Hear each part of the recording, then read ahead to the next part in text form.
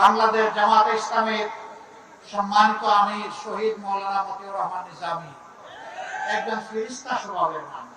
15.5 বছরে আমরা আমাদের 1000 সঙ্গী সাথীকে হারিয়েছি।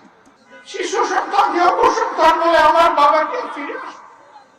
কোথায় আমার বাবা? কবর যদি তাকে ভুল করে তাকে আমাকে দেখি না। কবরের মাটি ছুঁয়ে অন্তত একটু শান্তি অন্তত হলো। ভাই ও বোনেরা,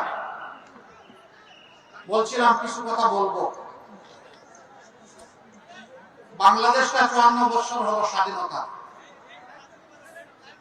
অতীতের কোন একটা সরকারকে বুকে হাত দিয়ে বলতে পারবে যে তারা দুর্নীতি করে নাই? অতীতে যে দলগুলা দেশ শাসন করেছে তারা বুকে হাত দিয়ে বলতে পারবে তারা চাঁদাবাজি করে নাই?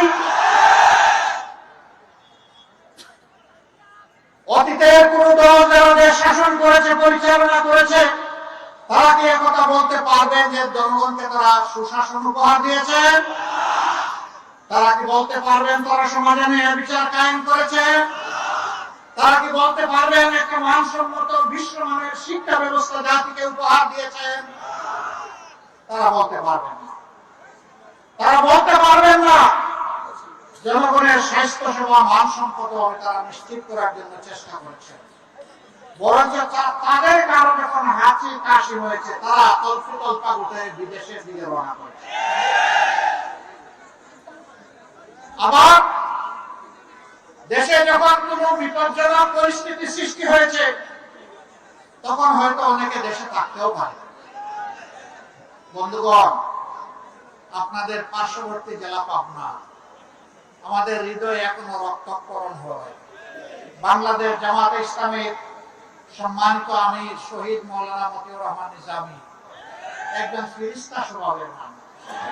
আল্লাহু আকবার। তাকে দেখলে শ্রদ্ধা অটোমেটিক্যালি অন্তরের ভিতর থেকে আসতো। তিনি দুইবারের সংসদ সদস্য। তিনি বাংলাদেশকে সফলভাবে 2টা মন্ত্রণালয়ে অত্যন্ত স্বচ্ছতা, ন্যায়পরায়ণতা, সততা এবং স্মার্টনেস, দক্ষতার সাথে তিনি মন্ত্রণালয় পরিচালনা করেছেন। তার নিকৃষ্ট দুশ্মনেরাও তার দিকে আঙ্গুল তুলে বলার সাহস পায়নি যে তার মন্ত্রণালয়ে দুর্নীতি হয়েছে অথবা ব্যক্তিগতভাবে তিনি কখনো কারোর প্রতি স্বজনপ্রীতি প্রদর্শন করেছেন। আরেকজন গর্বিত সন্তান, যিনি ইউনিয়ন পরিষদের সদস্য থেকে জাতীয় পরিষদের সদস্য বারবার হয়েছেন, বিশিষ্ট আলেমে দ্বীন, বিশিষ্ট সমাজসেবক, রাজনীতির এক আইকন ছিলেন হযরত মাওলানা আব্দুস সোবহান। এই 2 জন মানুষকেই তৎকালীন সরকার ঠান্ডা মাথায় খুন করেছে। শুধু কি 2 জন? তাদের সাথে আরো তাদের যোগ্য 9 জন সহযোদ্ধাকে এইভাবে খুন করা হয়েছে। অন্যায়ের প্রতিবাদ করতে মায়েরা রাস্তায় নেমেছিলেন, শিশুরা নেমেছিল, আবার বৃদ্ধ বনিতা নেমেছিল।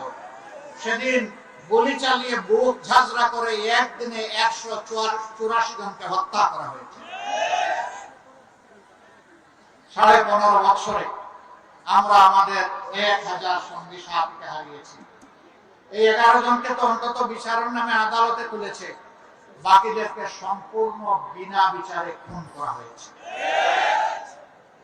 5000 সহকর্মীকে জীবনের তরে পঙ্গু করে দেওয়া হয়েছে। কেউ 2 চোখে দেখে না। এই আপনাদের জেলায় আছে জুন্নুন বুদয় তার নাম, হ্যাঁ জান্নুন, একটা চমৎকার ছিল, রাজপুতের মতো চেহারা। সেই যুবকের 2টা চোখ গুলিবিদ্ধ করে তাকে শেষ করে আর জীবনে সে দুনিয়ার সুখ সৌন্দর্য দেখে। এরকম কেউ চোখ হারিয়ে, কে পা হারিয়ে, কে হাত হারিয়ে, কেউ আবার মেরুদণ্ডে আঘাত পেয়ে প্যারালাইজ হয়ে জীবনের তরে পঙ্গু হয়ে আছে 5000। আমাদের থেকে কিডন্যাপ করে তুলে নিয়ে আয়না করে বন্দি রাখা হয়েছিল, এই সংখ্যাটা 750। এর মধ্যে বেশিরভাগ আল্লাহর মেহেরবানিতে ফিরে এসেছেন, কিন্তু এখন পর্যন্ত 8 জনকে আমরা ফিরে পাইনি। তাদের মায়েরা বলছেন, আমার সন্তানটা কি বেঁচে আছে? যদি বেঁচে না থাকে আমার সন্তানের কবরটা কোথায়, আমাকে দেখতে দাও। এই মাকে সান্ত্বনা দেওয়ার কোন ভাষা আমাদের নেই।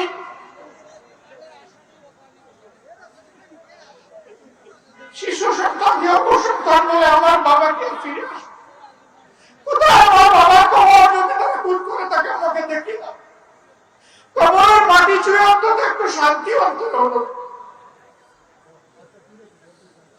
এরকম হাজারো কান্না বুকে চেপে আপনাদের ভালোবাসা এই সংগঠন জনগণের কল্যাণে নিজেকে উজাড় করে দেওয়ার চেষ্টা করছে।